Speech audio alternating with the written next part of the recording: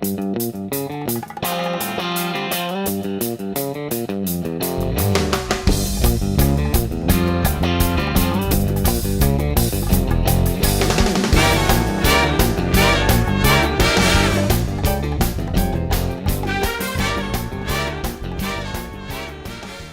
I'm Steve Devereaux. Welcome to the Kitchen Police, where the food I cook is so good, it ought to be a crime.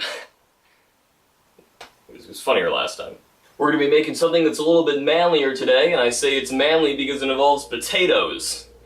Women get olive fruit and men get potatoes. We get a food that actually looks like a turd. But no ordinary potatoes will do. Roasted Greek potatoes with lemon and oregano. That sounds really hard to make, actually. There's going to be a lot of things that I'm going to have to do for the first time today in order to complete this recipe, so learn along with me today. Let's go take a look at our necessary ingredients. I'm going to need 4 large Yukon Gold potatoes. I felt like Hercules searching the globe for these golden potatoes. Ultimately, I was unable to find Yukon Gold potatoes, so I settled for the next best thing, yellow flesh potatoes from Meijer. Gotta be about the same thing, right? The recipe calls for between 4 and 6 garlic cloves. That's 5 cloves, right? I'm not reading too much into this. We're gonna need extra virgin olive oil. I'm not entirely sure what makes something go from being virgin to extra virgin. Does it not even have to think about another olive? Are these the monks of the olive oil community? Well, whatever the stipulation is, I'm almost sure that I meet it. There was actually a lot of different types of extra virgin olive oil at the store. I chose this one because it has an Italian painting that I remember seeing in my humanities textbook, so it must be high quality. We're going to need 2 fresh lemons. This lemon is so fresh, it's still got the sticker on it. I was at the store and ran into this lady who started telling me about lemons, so I know so much about lemons now, guys. Seriously.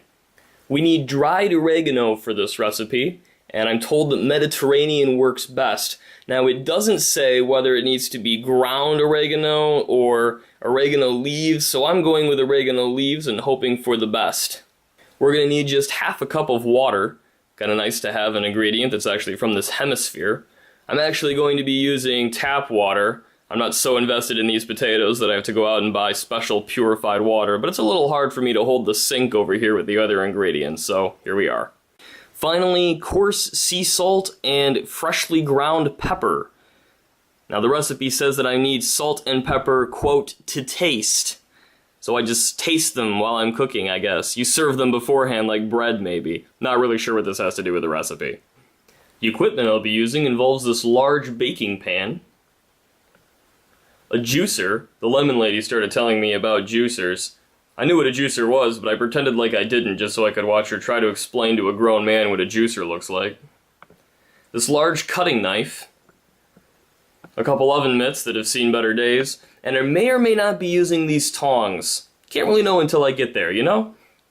Now it's time to start working with our ingredients. Our first step involves this garlic, and I'm doing this step first because this step intimidates me more than any other part of this recipe.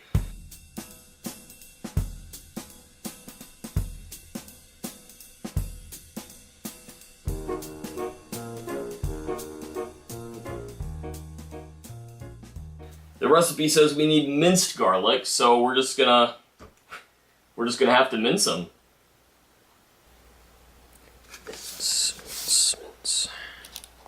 Mince. To cut into very small pieces. Could you be less specific? Small is a pretty relative word. Should I need like a microscope? They're already pretty small if you compare them to Neptune. So apparently the first thing we want to do is actually separate what they call the head from the cloves. Because apparently there's more than one garlic in here. And they made this look really easy. On the other thing, you just like tear it open like this, and then there's like separate garlics inside here. They all live in one big home. Wow, I'm like really bad at this. Okay, I got one open, but man, it was not like opening gifts on Christmas morning, I'll tell you that. Depending on the gift, of course. If you get, like, you know, for example, garlic for Christmas morning, then that's probably exactly what it's like. I'm thinking this part down here seems to be the real troublemaker, but I don't know, I'm gonna try just slicing off this top and see if that, oh yeah, so you can see all the little garlics inside now. They're all just having a great time. I don't think I was supposed to do that. I'm gonna be perfectly honest. Is this like something you have to like whack? I've seen animals who like whack their food to get it open. Alright, I think I'm getting a lot better than this. I think the trick is if you have trouble separating them, you just take your knife and give it a couple of whacks, and then it starts to like break apart a little bit more. But you just gotta be determined. I'm gonna be honest. You gotta want it.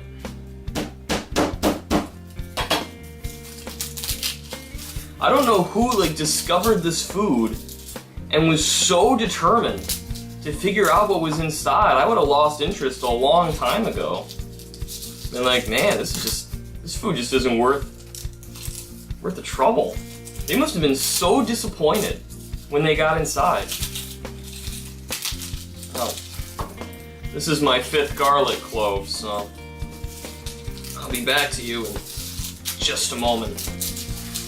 Alright, so I finally managed to obtain this large pile of garlic. Our next step is to remove the peel from each individual clove.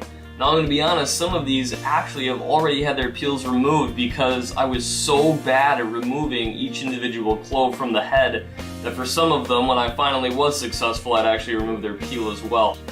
What we want to do is we want to take this clover and we're going to crush it with the knife. The other garlics were not amused. They know that they're next. Once we've done that, you can see that we can remove the peel when we get to this more fleshy interior, which is far more interesting to us, I guess. It's already beginning to smell like an Italian restaurant in here, so something to look forward to while you're doing this. I'm not gonna lie, I'm pretty amazing at this part. Starting to make pretty good progress here, really getting the hang of it. One piece of advice for anyone who's doing this for the first time is, at first you might be wondering, oh, I'm not really sure if I got the peel off. Well, let me tell you this, when you do get the peel off, you'll know. So if you're wondering, oh, I'm not sure I got the peel off, then you didn't get the peel off. Because when you get the peel off, you'll know. Also, one other thing that I wasn't aware of is that during this process, your fingers get really, really sticky. And you might be tempted to lick them.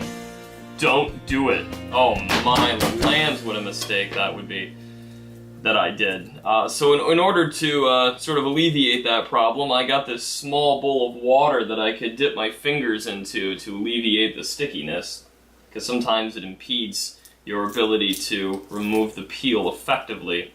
Didn't think to get a towel though, so I've just been wiping them on my pants. It's one of the perks of being a bachelor. Making good progress here, removing their skin. What an awful way to die. One thing I've learned here is that you really can't be shy about just punishing the garlic. I mean, it's caused you nothing but pain, so don't be afraid to return the favor. The harder you hit them, the easier it is to remove their skin. Also, contrary to what you might expect, the smaller garlics are actually easier because they just get obliterated when you smash them. And then their skins are no more. And you can just kind of remove them. Now, some of them don't survive the experience.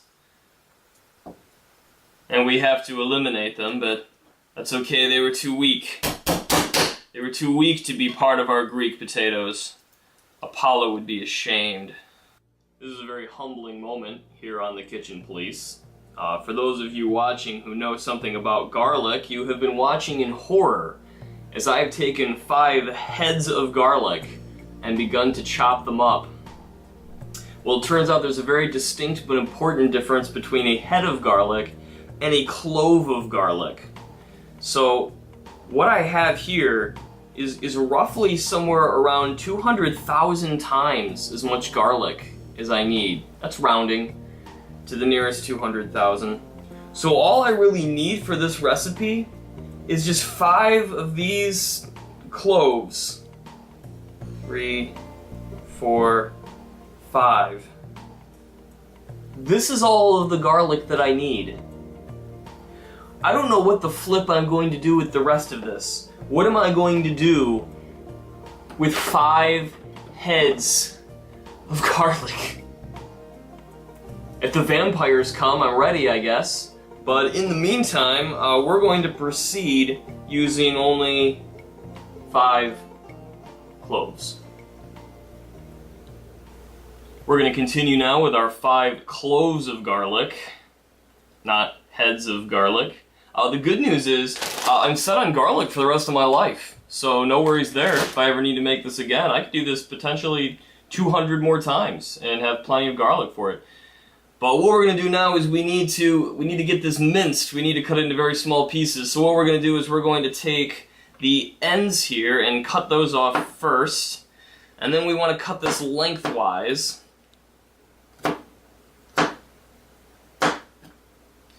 We'll do this to all 5 of our cloves, and let me tell you, it's actually kind of a nice little relief that I don't have to do this to the, 800 other cloves of garlic that I now have in that plastic bag. It's kind of satisfying. Now, imagine that you have to clean the Taj Mahal, and then you find out that, oh no, you only have to clean one of the bathrooms. That's really what just happened. My afternoon just became free. To finish the mincing process, what I'm going to end up doing is I'm just going to kind of rock the knife back and forth, and this is easier to do if you've got like the edge of the table, because then you can rock back all the way back without having the blade hit the table. And so you want to kind of push down on this, and it leaves you with a lot of pressure. And you should be warned that I am really bad at this. This is my first time, and so it's going to require me to do a lot of regrouping here. So here we are with our minced garlic. That's pretty small, don't you think? I think it'll suffice. Now let's move on to the lemons. Now's where the lemons come in. We don't need the actual lemon part, we just need the juice from the lemon. So I'm going to have to extract the juice from this bad boy. I've never actually juiced a lemon before, and I'm a little nervous, so in the event that it goes wrong, I have a backup plan. Pink lemonade. It's like the same thing, right? I've washed my hands vigorously in an attempt to eliminate any garlic smell. Turns out you can't do that. It's just on there forever. It just smells like garlic for the rest of your life, so tough break. Now's the part where we juice our lemons, which is good news because I've been meaning to try to find a way to locate all the small cuts on my hands for some time now, and I think this will do it. Now I'm going to be using a juicer, but if you don't have a juicer, the nice lemon lady was telling me that what you can do is just kind of crush the lemon around with your hand, and then when you slice it open, it'll just come gushing out. Great. I'm not going to do that. I'm actually going to slice it in half right now with my large knife, which also still smells like garlic. And now you get the treat of watching a grown man juice a lemon for the first time in his life. I guess you just stick this in here and twist. Yeah. Oh, yeah. Yeah. So my lemons are juiced, and not only does this thing juice them, it completely destroys their insides. It still tastes, there's a little bit of juice left, there's some on my hands. Lemon and garlic. Our next step involves the potatoes. We just need to cut them up in whichever way we'd like. So we can cut them into large chunks, quarters, or wedges as we desire. So we can just, wow, I'm gonna be honest, I thought cutting into a potato was gonna be easier. Maybe I'm just a pansy. Maybe if I'd gotten those Yukon Gold potatoes, those would slice right open. Good heavens. I felt like Hercules obtaining them. I certainly don't feel like Hercules cutting them. Seriously? The real trick here is to use your other hand when you cut these up. Originally I was kind of going for quarters, and those look stupid, so I went for wedges, and those look stupid too. So we eventually decided on chunks, I think, is the final verdict here. One of the nice things about this recipe is that it doesn't require you to actually peel the potatoes. And I say that that's a good thing because if you watched me peel potatoes, you You would wonder how I've been alive thus far. Probably been wondering that already. Now's the part where we can start combining our ingredients. The first thing we need to do is take our large cooking pan, and we need to either line it with aluminum foil or we need to spray it with some stuff that will keep the food from sticking to it. So I'm going to go for the spray option. Unfortunately, the people who create this product are not sponsoring me, so I've replaced the label with something non-conspicuous to deter you away from the actual name of the product.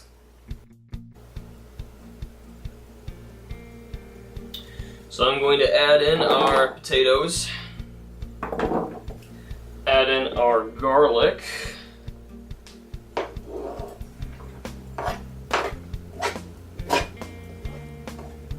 we're going to need 1/4 cup of our extra virgin olive oil, so I've got this handy 1/4 cup thing prepared right here. I should probably do this somewhere else other than right over it, but here we are. So 1/4 cup. Try to distribute that fairly evenly. We need 1/2 cup of water, so I've got my tap water here in my 1/2 cup, and I'm going to distribute that evenly over this as well. Now we're going to add our oregano. We need 1 tablespoon of oregano. All I've got is teaspoons, so I'm going to use the conversion of 3 teaspoons is 1 tablespoon. Well, this does not come out of here very well. Right, because it's leaves. We're also going to add our lemon juice. Does not say whether pulp is okay. And the lemon lady told me that if it doesn't say, then pulp is okay. So we've got that. The last thing we need to add is just salt and pepper to taste. And this assumes that I know how much salt and pepper are going to make this taste good. I don't, so I'm just going to guess. I mean, this seem like reasonable amounts, right? No idea. Completely BSing this right now. Man, I hope this doesn't suck. Now we're going to preheat the oven to 400 degrees. You have to have a very steady hand and be trained in bomb defusal to get mine to actually do 400. Oh, well, got lucky there. Now if your oven is like mine, this preheating process should take about 6 years. So go ahead and go back to grad school and get that degree you always wanted while you're waiting for your oven to preheat. One thing we can do while we wait for the oven to preheat is we can actually toss this and attempt to kind of get everything mixed around a little bit. Now I'm really bad at that, and so what I'm going to probably do instead is use this this wooden utensil to kind of mix everything around and get it looking like that. Ultimately, before we put it in the oven, we're going to want everything to be laid out flat. We try to avoid having one potato be on top of another. But as I'm mixing it around and tossing it and all that business, it's okay if the potatoes climb on top of each other. I mean, they're pretty excited, and understandably so. Our potatoes are evenly covered, and the oven is just finished preheating, so we're ready to pop these guys in the oven. I don't know who actually tosses this kind of thing and has them all land back in the pan with all the juices. They must train for years to be able to do that sort of thing. Nevertheless, we're going to evenly space these out, try to get everybody on the floor by themselves before we pop them into the oven. Alright, into the oven you go, little guys. Already sizzling. Sure, that's a good sign.